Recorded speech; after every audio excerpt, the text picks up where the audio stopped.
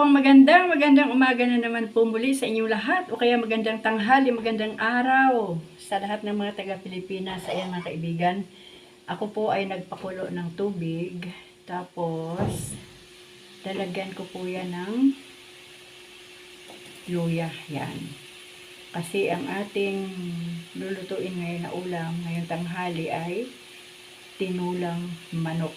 Alam nyo mga kaibigan, masyado na pong balansa ngayon ang mga manok na ating kinakain dahil nga po ito ay galing na sa farm. At ang mga patuka po niyan ay mga feeds. Ano po, hindi nakagaya doon sa probinsya nung araw na ang mga manok ay malilinis pa nung araw kasi kakaunti pa lang ang mga tao sa paligid. Ngayon po kahit pa yung mga manok na nakawala hindi na rin malinis. Kaya ibig sabihin malansa po yan.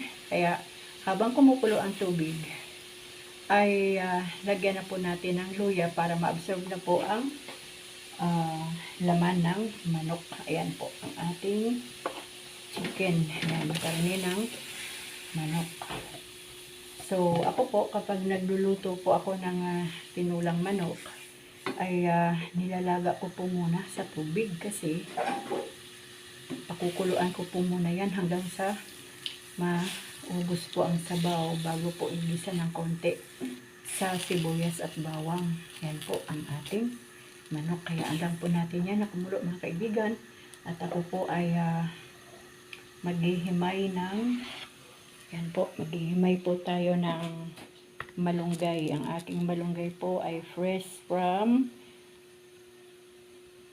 plant box. Ito po ay aking tanim mula po sa aking plant box. Yan. Maganda po yung malunggay na sariwa talaga at saka tanim mo kasi kahit anong oras pwede kang mag-harvest ng dahon ng malunggay kapag ikaw ay may tanim. Ano po, kaya maganda po talaga ang meron po tayong tanim na malunggay. Ito lang po ang isasahog ko sa tinola. Gusto po ito ng aking manugang na nagdadalang tao. Yan. Para yung aking apo sa loob ng kanyang sinapupunan ay malusog. Tapos alam niyo po ang aking anak pag nagkakaroon po kami ng mga bagong apo, straight po yan lalo na pag nagpa-breastfeeding. Hanggang nag-breastfeed po ay tuloy-tuloy po ang nilagang malunggay. Yan po ang kanilang tawag dito, pang inom. Kasi maganda po ito sa mga nagpapa-breastfeed lalo ng mga nanay. Ang malunggay, marami pong milk na makukuha ang kanilang mga babies. Kaya maganda po yung yung meron pa tayong tanim ng malunggay kasi meron po tayong aanihin anytime. At ang malunggay, gaya po ng aking mga naunang video, ito din po ang iniinom namin kapag nahihirapang matulog o may mga nararamdaman sa physical na katawan. At take note mga kaibigan, kapag meron pong dengue, ito po ang magandang ipainom sa may mga dengue para hindi po bumaba yung platelet ba tawag doon. So the best po ito ang malunggay. Napakaganda po ng malunggay sa ating kalusugan. Malaking bagay po yan. Yung may malunggay kang tanim, di ba? Hindi mo nabibilhin. Mag-harvest ka na lang. At ang dami pong bunga, dahon po ang aking tanim ng malunggay ngayon. Kahit man yung mga tanim ng kapitbahay ay maganda po ang dahon. Wala po yung mga puti-puti.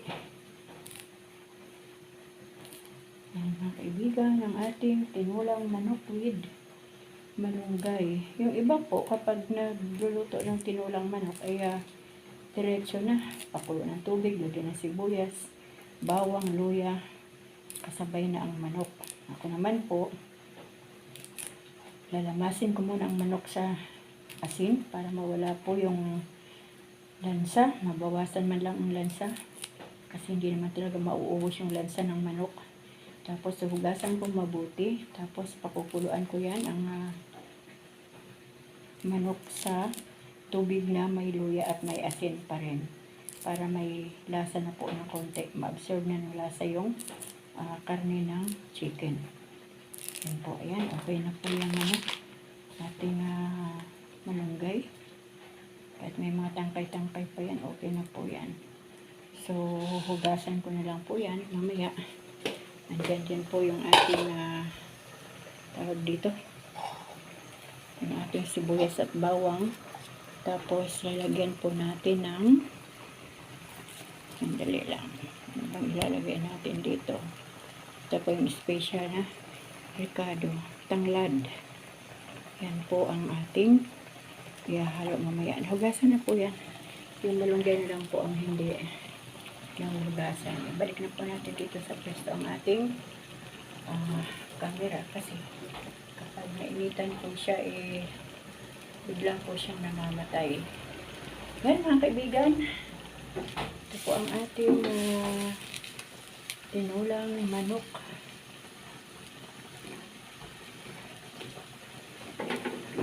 Punan natin ang apoy kasi ang manok naman ay hindi po yan kasing tigas ng mga karne ng baka o baboy. Ang manok po ay madali lang po yung iluto. Maganda po yan pag pinakuluan na sa luya. Sa luya at sa asin na katamtaman lang. Na yun na rin ang nagiging lasa ng manok. Yan po. Maganda po yung lutong-luto ang manok, yung malambot talaga ang kanyang pagkaluto. Kamusta po kayo mga kaibigan? Nakakatuwa po yan mga kaibigan. Luto-luto ako ng mga ganito, manok, itlog, iprito ako ng itlog, lalaga ako ng itlog, mga sinasahugan ng itlog ang pansit. Pero nagluluto ako ng mga adobo, pero hindi naman po ako yung kumakain ng mga kaibigan ng karne. Kaya po, konting gulay lang po yan, konting sabaw lang, okay na po ako yan. Kasi bawal po yan sa mga may breast cancer po ang manok. Kasi malansa po yan, lalo na po ang itlog. Kaya kung gusto ko mang tumikim, talagang yung konting-konti lang para hindi po tayo maglugi. Yan po ang mga hindi pwede sa may breast cancer. Tapos, pansin nyo mga kaibigan, no?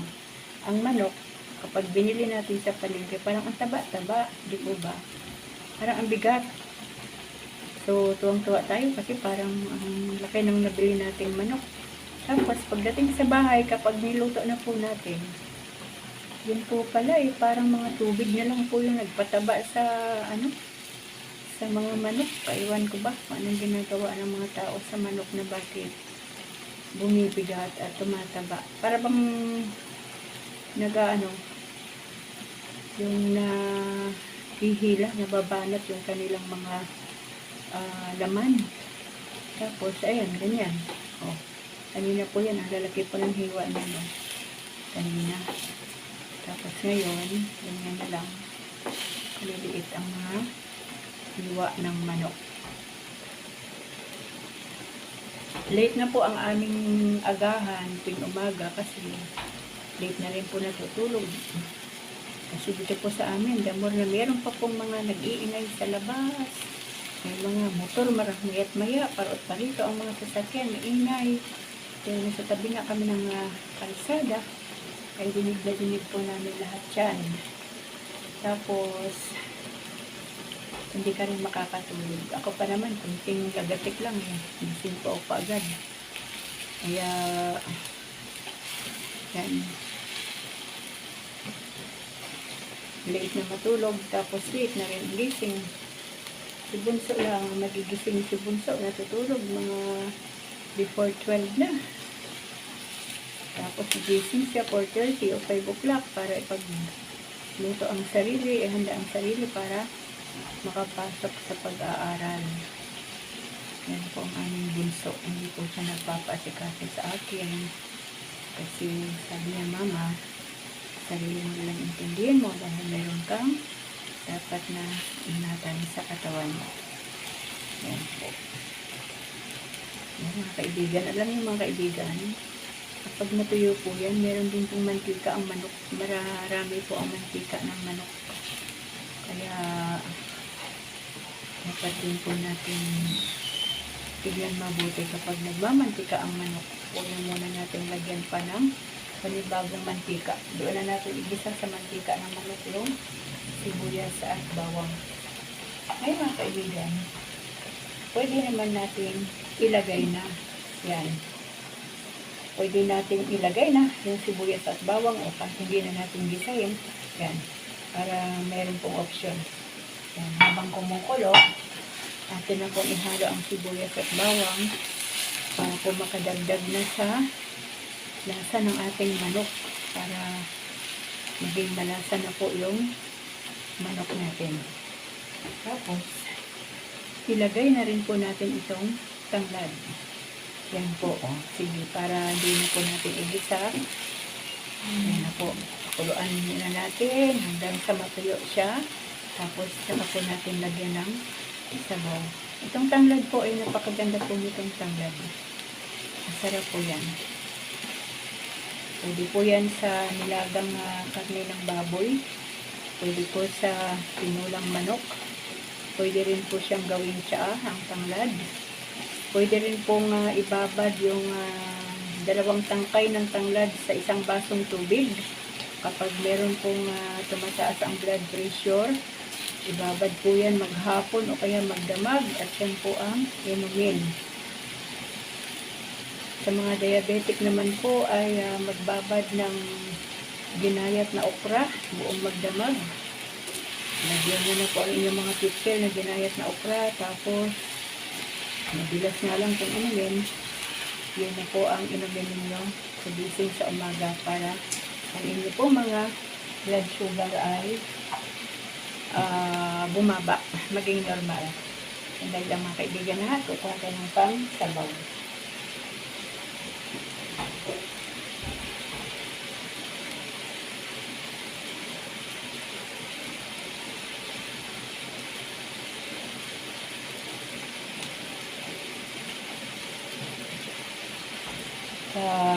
Tuyo-tuyuin pa po natin yung manok para ma-absorb pa po niya yung sibuyas, bawang, luya at saka ito pong ating tanglad.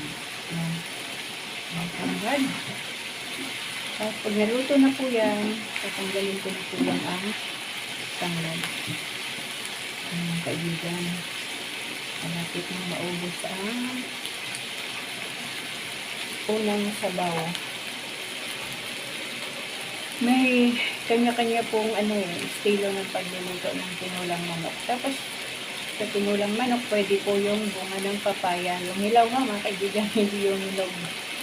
Pwede po yung papaya, pwede rin po ang sayote. Depende po kung ano ang gusto ng tao na ilagay sa kanilang mga tinulang manok.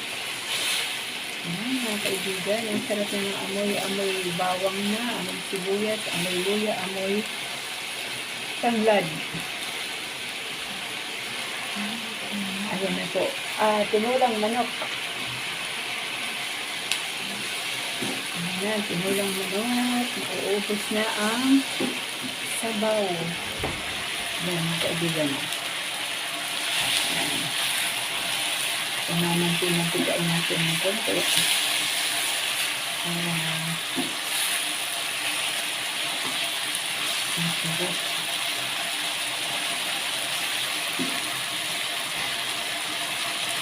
So, luto na po yan. Ang natin. Kaya, kapag nilagyan na po natin ng sabaw, ayan mga kaibigan. Ang natitira po yung sabaw na yan, nakikita ninyo. Nakasama na po na mantika yung manok. Ayan po. Kung hindi ko po nilagay kanina yung sibuyas at bawang, ay pwede na po natin igisa yan sa sariling mantika niya. So, nagigisa na rin po yung tulong dyan yung ating bawang, sibuyas at luya. Ayan mga kaibigan. Prito-prito pa natin ng konti. At least wala po tayong dinagdag na lamis o mantika. Ano po ang kagandahan dyan pag wala po tayong dinagdag na mantika. Tingnan natin ang ating camera. Ayan mga kaibigan, wala nang sabaw. Ayan yung sabaw ang ating manok. Umaalinasaw na yung naghahalong amoy ng sibuyas, bawang, luya at kakatanggal. Dahil wala na pong sabaw at andyan na po yung ingredients natin, lagyan na po natin ng tubig na pang sabaw. Mineral water po yan ang ating inilagay. Yan, damihan po natin ang sabaw para yung mga mahilig sa sabaw okay po ang kanilang lasa. Yan, hintayin po natin na kumulo mga kaibigan. At akin munang susugasan itong malunggay.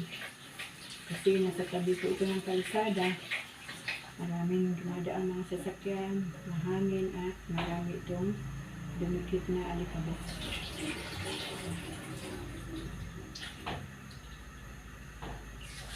Nakakatuwa po pag may sarili po tayong puno ng malunggay kasi hindi lang po tayo nakakapag-benepisyo. Kahit man po yung ating mga kapitbahay na walang tanim, ay nakakahingi po sila ng malunggay. Kaya hindi lamang po pang sarili natin yung ating tanim na malunggay, kundi pang kapitbahay din. O kahit sino man ang humingi. Lagyan na po natin mga kaibigan ng asin para ma-absorb na po ng karne ang alat. Magkaroon na po ng lasa.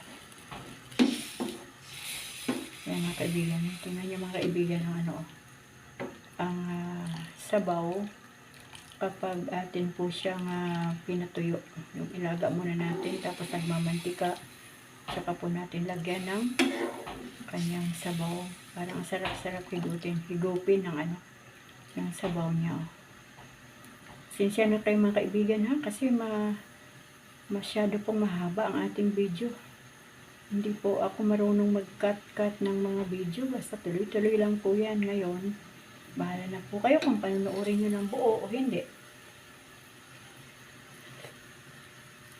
Basta yan po, nandyan lang yan ang video natin. Dagdagan pa po natin ng konting asin. Maganda rin po yung iodized salt kasi madali po siyang absorb.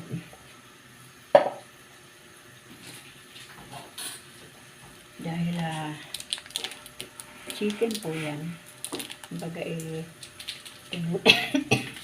sorry po. Naubo ang inyong nanay really mixed stories. Dahil tinulang manok ang ating luto. Ay lalagyan po natin ng cubes na chicken din para lalong lumasa. Para hindi na po tayo maglalagay ng mga iba pang mga pangkasarap. Talagang po ang chicken cubes. At hindi po ito sponsor mga kaibigan Ito po ay talagang inilalagay po ito ng mga nagluluto ng pagkain. Yan. Sa tinulang manok. Para po masarap. Yan po, may tanglad, may sibuyas, may bawang, may luya. Ang ating tinulang manok.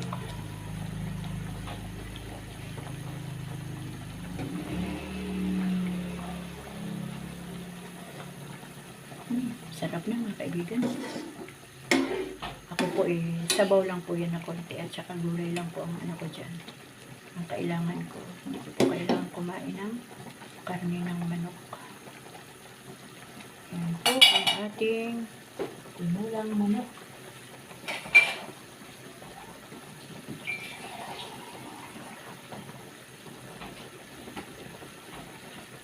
Mag-a-add po tayo ng konti pang sabaw kasi ito pong ulam na niluto ko ngayon ay panghapunan na po yan.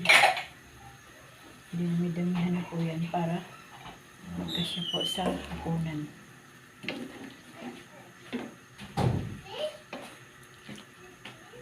Yan po ang gulay, manok.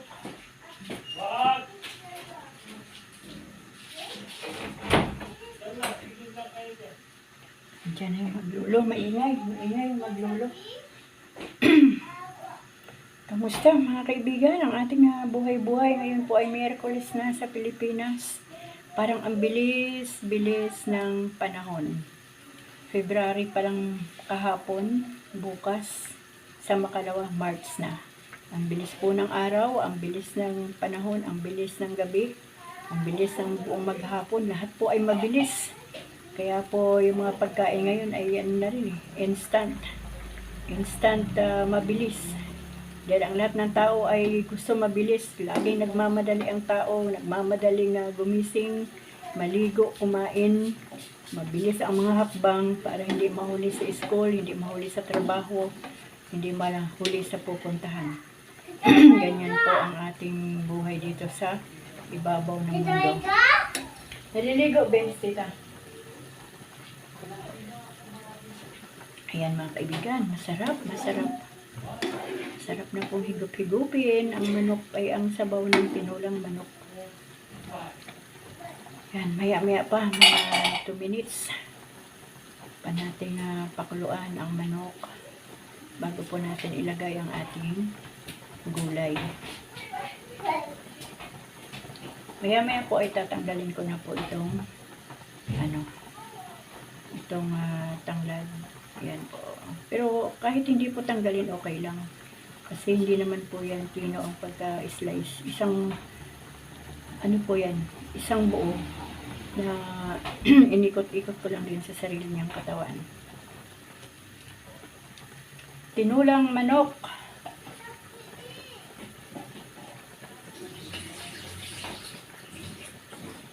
Chile. Hoy! Ay, mga bata. Yan mga kaibigan, ilagay na po natin ang ating fresh from the garden na malunggay. Yan po. Yan ang ating tinulang manok with malunggay. Masarap po yan. Masarap po yan ng lasa ng sabaw. Lalo na po kapag ang malunggay ay sakto lang ang pagkaluto. Iluto-luto din po natin ng konti ang malunggay. Kasi minsan, meron ding hilaw na malunggay. Hindi po talaga siya naluluto ng maayos sa init ng sabaw. Yan. Kaya pakulo-kuloan lang po natin siya ng konti. Para po yung kanyang katas, mga kaibigan, ay mapunta rin sa sabaw. Kasi sa katas ng malunggay, nandoon po yung kanyang mga benepisyo, yung kanyang mga vitamina. Pero pag kinain po natin ng hilaw, ang malunggay, kasama na yung katas doon, nasa dahon po. Kaya lang, pag ganito na ating niluluto, lalabas po yan ang kanyang katas sa pamagitan po ng init ng sabaw. O, ayan mga kaibigan, pwede po nating tapusin na yung ating tinulang manok. Luto na po yan. Ayan. Tsaka maraming salamat po sa inyong panunood dito po sa aking mga luto-luto dito po sa aking munting kusina. Maraming salamat po sa inyong lahat. Patuloy po tayong pagpalain ng ating Panginoon. Amen.